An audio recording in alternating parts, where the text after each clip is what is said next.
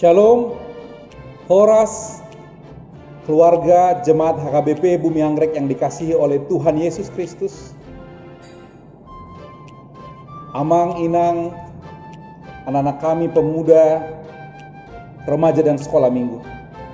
Sukacita yang terbesar ketika kami mendengar bahwa semua amang, inang dan keluarga dalam keadaan sehat dan kuat. Sekalipun beberapa terdampak secara ekonomi dalam masa pandemi COVID-19 ini, tetapi anugerah Tuhan akan selalu tersedia buat seluruh keluarga HKBP Bumi Anggrek. Hari ini kita memasuki kebaktian Minggu Kantate dalam tema Nyanyikanlah Nyanyian Baru bagi Tuhan. Firman Tuhan hari ini dari kitab Wahyu pasal 12 ayat 10 hingga ayat ke-12, demikian bunyinya. Dan aku mendengar suara yang nyaring di sorga berkata, sekarang telah tiba keselamatan dan kuasa dan pemerintahan Allah kita, dan kekuasaan Dia yang diurapinya, karena telah dilemparkan ke bawah pendakwa saudara-saudara kita, yang mendakwa mereka siang dan malam di hadapan Allah kita. Dan mereka mengalahkan Dia oleh darah anak domba dan oleh kesaksian perkataan mereka, karena mereka tidak mengasihi nyawa mereka sampai ke dalam maut. Karena itu bersukacitalah, hai sorga dan kamu sekalian yang diam di dalamnya. Celakalah hai kamu bumi dan laut, karena iblis telah turun kepadamu dalam geram yang dahsyat, karena ia tahu bahwa waktunya sudah singkat. Demikian firman Tuhan. Jemaat yang dikasihi oleh Tuhan Yesus Kristus, pada nas ini Yohanes melihat sebuah wahyu penglihatan, nyanyian kemenangan sorgawi. Karena mereka telah berhasil mengalahkan penghulu kuasa iblis. Nyanyian sorgawi bergema, karena memang di sorga adalah tempat orang-orang percaya bernyanyi dan memuji serta memuliakan nama Tuhan. Dan gereja Tuhan adalah gambaran sorga yang bernyanyi. Itu sebabnya kita harus sungguh-sungguh bernyanyi untuk Tuhan, supaya nanti ketika kita di sorga tidak gamang dan tidak merasa asing dengan suasana nyanyian sorgawi.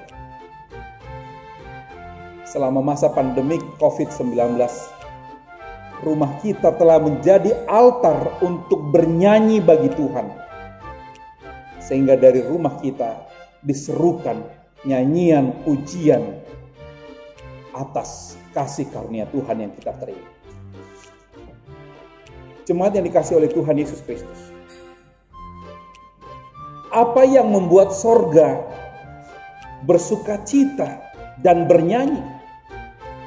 Karena mereka telah berhasil mengalahkan iblis.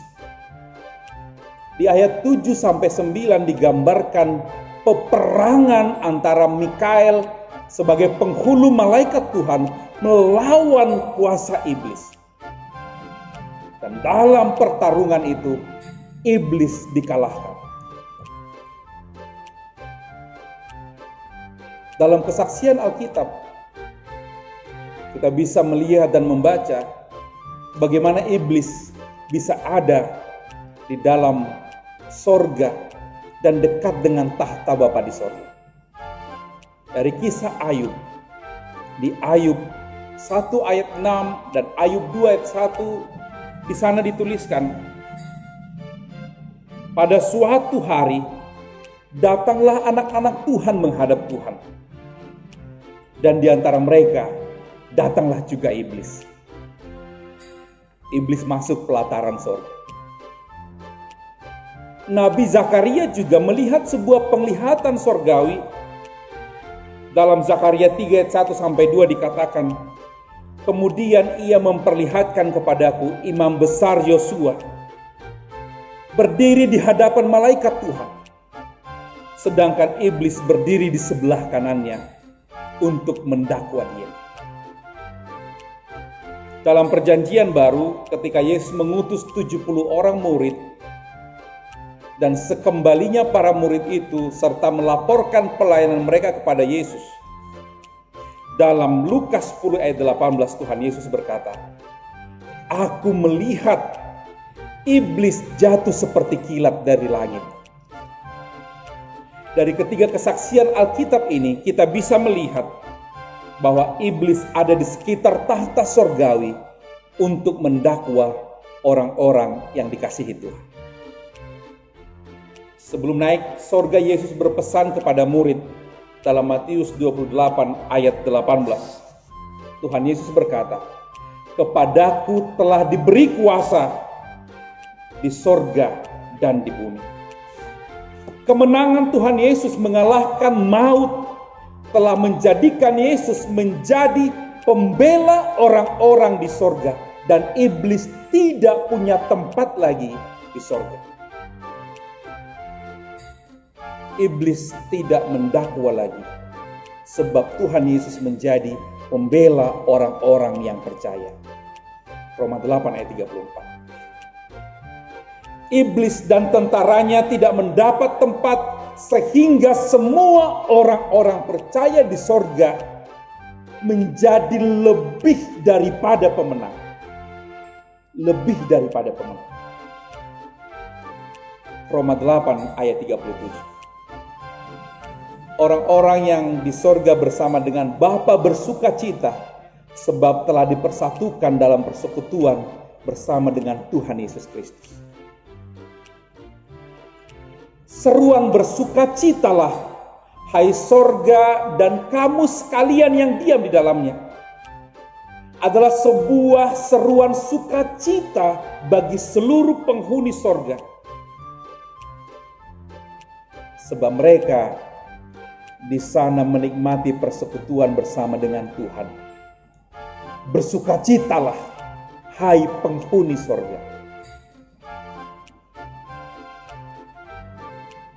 Sebagian dari orang-orang yang kita kasihi, ada suami, istri, anak, orang tua, saudara-saudari kita, sahabat-sahabat kita, yang telah dipanggil oleh Bapa ke sorga. Di sana mereka bersukacita. Ya, di sana mereka bersukacita. Oleh sebab itu biarlah kita ikhlaskan orang-orang yang kita kasih itu untuk bersukacita bersama dengan Tuhan Yesus di sorga. Sementara bagi kita yang masih tinggal di bumi diserukan, celakalah kamu hai bumi dan laut, sebab iblis turun kepadamu. Iblis ingin mengacaukan gereja dan orang-orang yang percaya. Iblis datang untuk menjerumuskan kita, anak-anak yang dikasihi oleh Tuhan. Tetapi dalam karya penebusan Tuhan Yesus, kita pasti akan mampu bertahan terhadap godaan iblis. Waktu yang tersisa sangat singkat bagi iblis, namun dia begitu cerdik memanfaatkan waktu yang singkat ini untuk menjerumuskan gereja Tuhan dan orang-orang percaya. Namun ada sebuah anekdot mengatakan saat ini iblis tidak mau lagi bekerja karena pekerjaannya sudah diambil alih oleh manusia. Manusia bertingkah laku seperti iblis. Jemaat yang dikasihi oleh Tuhan Yesus Kristus, waktu yang singkat dipakai oleh iblis sehingga dia terlihat seperti kuat dan berkuasa untuk menjerumuskan, menggoda, dan menyesatkan orang-orang yang percaya. Iblis yang sekarat itu hanya terlihat seperti kuat, tapi ternyata dia hanya punya sisa-sisa tenaga di waktu yang sangat singkat. Maka teruslah kuat dan berpegang pada firman Tuhan. Iblis hanya dapat dikalahkan oleh kekuatan firman Tuhan dan iman kita yang teguh. 1 Petrus 5 ayat 8 hingga 9 mengatakan, sadarlah dan berjaga-jagalah. Lawanmu si iblis berkeliling sama seperti singa yang mengaum, yang mencari orang yang dapat ditelannya. Lawanlah dia dengan iman yang teguh. Jemaat yang dikasihi oleh Tuhan Yesus Kristus, kesulitan pada masa pandemi COVID-19 adalah momen yang dipakai oleh iblis untuk menjerumuskan gereja Tuhan dan orang-orang percaya. Iblis akan menggoda kita untuk tidak beribadah di rumah, untuk tidak berdoa, tidak berpengharapan, membuat kita stres, depresi, menghadapi situasi sulit ini.